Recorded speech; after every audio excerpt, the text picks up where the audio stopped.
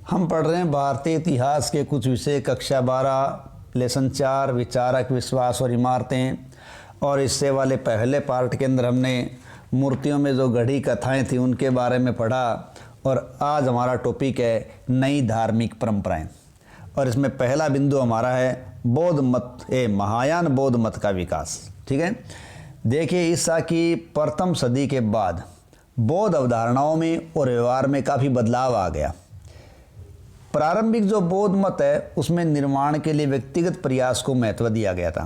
यानी शुरुआत में जो बौद्ध धर्म है उसके अंदर खुद के ही निर्वाण प्राप्ति के लिए प्रयास किया गया।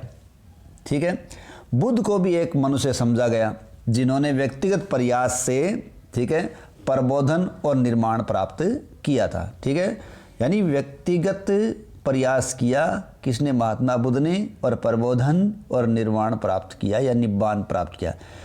परंतु धीरे धीरे क्या हुआ, ये विचार बदल गया और एक मुक्तिदाता की कल्पना उभरने लगी कि कोई मुक्ति दिलाने वाला हो, और यह विश्वास किया जाने लगा कि वे मुक्ति दिलवा सकते थे। साथ साथ बोधिसत्व की अवधारणा भी सामने आने लगी।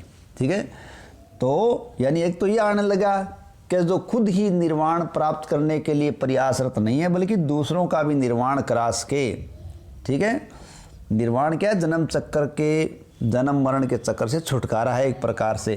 ठीक है, तो इस प्रकार मुक्तिदाता की कल्पना उभरी और बोधिसत्व की अवधारणा भी उभरने लगी। बोधिसत्व क्या थे? देखो, बोधिसत्वों को परम करुणामय जीव माना गया। ठीक है, परम करुणामय जीव माना गया जो अपने सत्कार्यों से पुण्य कमाते थे, लेकिन वे इस पुण्य का प्रयोग पूरी दुनिया को दुखों से छोड़ देने के लिए नहीं करते थे, बल्कि पूरी दुनिया को दुखों से निकालने के लिए, उनकी निर्वाण प्राप्ति के लिए, दूसरों की सहायता करने के लिए वो सारा काम करते थे। यानी कि उनके पुण्य केवल उनके लिए नहीं होते थे बल्कि दुनिया की भलाई के लिए होते थे।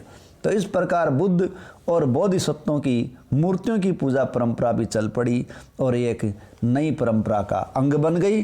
और चिंतन की बौद्ध धर्म में जो नई परंपरा आई जिसमें मूर्तियों की कल्पना की गई या मूर्तियां बनाई गई, साथ ही साथ महात्मा बुद्ध को एक महामानव का दर्जा दे दिया गया। बोधिसत्वों की कल्पना आ गई जो दूसरों के निर्वाण में काम आ सकते थे, मदद कर सकते थे। तो इस प्रकार की विश्वासों को जिन्होंने अपनाया, पुरानी परंपराओं को जिन्होंने तोड़ दिया, वो लोग महायान कहलाए। ठीक है, तो नई परंपरा को अपनाने वाले लोग कौन थे? महायान। और जिन्होंने प्राचीन परंपरा को पकड़े रखा वो थे हीनयान।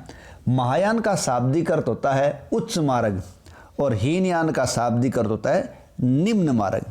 ठीक है, महायान के अनुयायी दूसरी बौद्ध परंपराओं के समर्थकों को हीनयायी अनुयायी कहने लगे, लेकिन पुरातन परंपराओं के अनुयायी खुद को थेरवादी कहा करते थे। ठीक है, यानी जो पुरानी परंपरा के अनुयायी थे वो खुद को क्या कहने में गर्व अनुभव करते थे? वो थेरवादी कहने में गर्व अनुभव करते थे। और इसका मतलब क्या था कि वे लोग थे जिन्होंने पुराने प्रतिष्ठित शिक्षक के बताए रास्ते पर चले।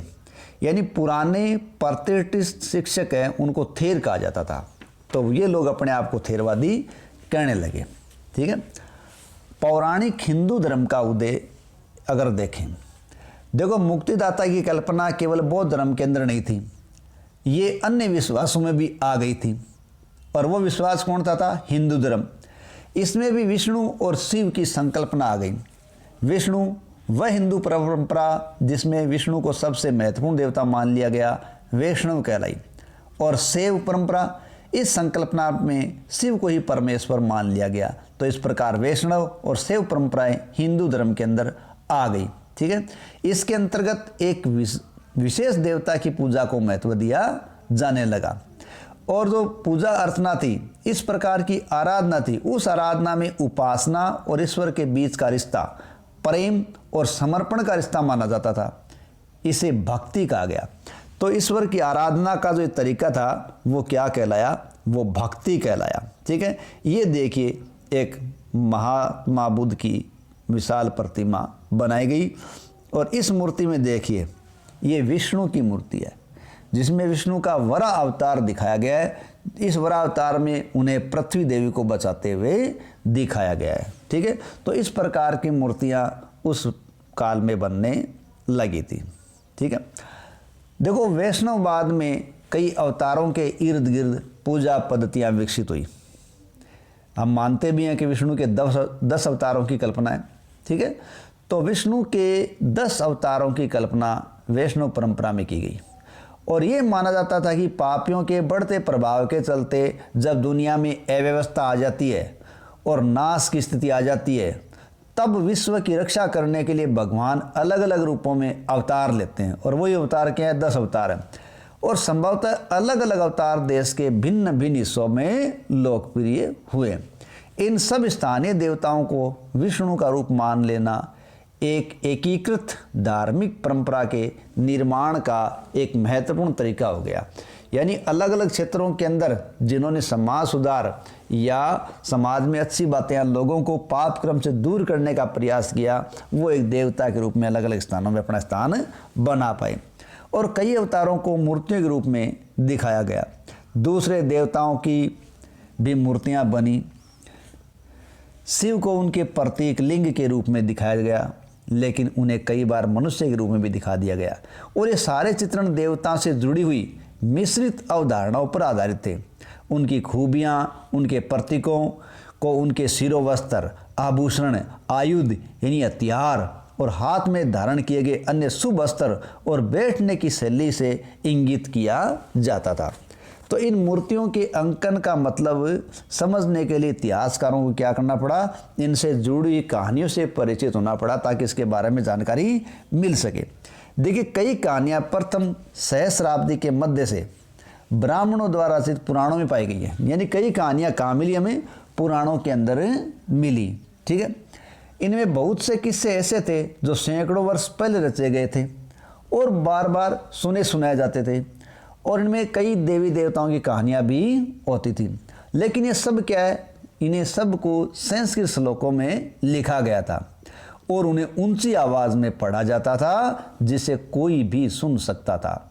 महिलाएं और शूद्र जिन्हें वैदिक साहित्य पढ़ने और सुनने की अनुमति नहीं थी, उनको पुराण को सुनने की अनुमति उनको थी। तो पुराणों की ज़्यादातर कहानियाँ लोगों के आपसी मेल मिलाप से विकसित हुई। पुजारी, व्यापारी, सामान्य स्त्री पुरुष ये क्या करते थे, एक स्थान से दूसरे स्थान तक आते जाते रहते थे। ठीक है, और जब ये आपस में मिलते तो अपने विश्वासों, अपनी अवधारणाओं का आदान प्रदान किया करते थे। ठीक है, उदाहरण के लिए हम ये देखते हैं कि वासुदेव कृष्ण है, वो मथुरा इलाके के महत्वपूर्ण देवता थे, लेकिन कई शताब्दियों के दौरान धीरे धीरे उनकी पूजा अर्चना है वो पूरे देश के अंदर कई इलाकों में फैल गई थी। तो वो कैसे फैली, वो इसलिए फैली कि मनुष्यों के बीच क्या हुआ, आपसी मेल मिलाप बढ़ा, व्यापारी, पुजारी, सामान्य लोग मिले, इनमें विचारों का आदान प्रदान हुआ, तब वो चीज़ें आगे बढ़ी। अब देखिए मंदिरों का बनाया जाने लगा, जिसमें सांची जैसी जगहों में स्तूप अपने विकसित रूप में आगे थे। उस समय देवी देवताओं की मूर्तियों को रखने के लिए सबसे पहले मंदिर भी बनाए गए। शुरू के मंदिर एक चौकोर कमरे के रूप में थे। ठीक है, यानी शुरू में जो मंदिर बनाए, जब मूर्ति की कल्पना आ गई तो मंदिर की कल्पना आ गई। और शुरू के जो मंदिर बनाए गए थे, ये देखिए, तो शुरू के जो मंदिर बने थे वो एक चौकोर कमरे के रूप में थे और उस कमरे को क्या कहा गया, गर्भगृह कहा गया। और इसमें एक दरवाज़ा होता था जिससे उपासक मूर्ति की पूजा करने के लिए भीतर प्रवेश कर लेता था। और चित्र में अपने को एक कमरा भी दिखाया गया है और ये इसका दरवाज़ा भी दिखाया गया है। तो इस दरवाजे से व्यक्ति अंदर प्रवेश कर लेता था। धीरे धीरे गर्भगृह के ऊपर एक ढांचा बनने लगा। ये देखिए जैसे ऊपर ढांचा बनता चला गया। तो गर्भगृह के ऊपर जो ढांचा बनने लगा उस ढांचे को क्या कहा गया, शिखर कहा गया। ठीक है, देवगढ़ में 5वीं सदी का एक मंदिर है, वो दृश्य अपने उस चित्र में दिख रहा है। तो मंदिर की दीवारों पर अक्सर भित्ति चित्र उत्कीर्ण किए जाने लगे। बाद के युगों में मंदिरों के स्थापत्य का काफ़ी विकास हुआ। अब मंदिरों के साथ विशाल सभा स्थल, ऊंची दीवारें, तोरण आदि भी बनाए जाने लगे और उनमें साथ ही साथ जल आपूर्ति का इंतजाम भी किया जाने लगा। तो इस प्रकार मंदिरों का वैभव बढ़ता चला गया। शुरू के मंदिरों की एक खास बात थी कि इसमें से कुछ पहाड़ियों को काट कर खोखला करके और कृत्रिम गुफाओं के रूप में बनाए गए थे, और कृत्रिम गुफाएं बनाने की परंपरा काफ़ी पुरानी थी। सबसे प्राचीन जो गुफाएं हैं वो ईसा पूर्व 3री सदी में अशोक के आदेश से आजीवक संप्रदाय के संतों के लिए बनाई गई थी। यानी सबसे प्राचीन गुफाओं के अंतर्गत माने तो ईसा पूर्व 3री सदी में अशोक के आदेश से आजीवक संप्रदाय के लोगों के लिए क्या बनाई गई थी? गुफाएं कृत्रिम बनाई गई थी।